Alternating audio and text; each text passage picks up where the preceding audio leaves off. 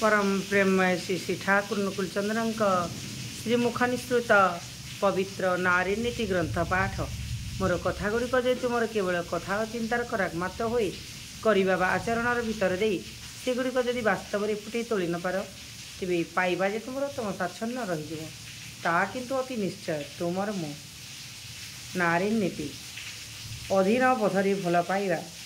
प्रकृत प्रेम और भल पाइबा चिर बहनशील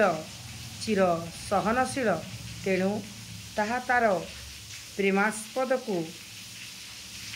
निरवच्छिन्न भाव सही थाए बही थाए विरक्त हुए ना अवश्य हुए ना दुर्बल हुए ना से ताहार प्रेमास्पद को एमिति करी सर्वत्र भाव सह्य करे और बही थाए आउ एई सह्य करिबा और बहन करिबारे तार आनंद उद्यम और उत्फुल्लता तेणु से भावी पारे ना जे से तार प्रेमास्पदर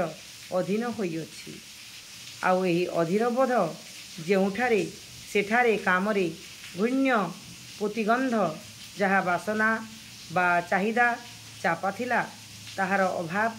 बा पूरण रे विद्वेष मूर्ति रे विच्छुरित हेउछि। ठीक जानी रख। बाणी संख्या 61। जय गुरु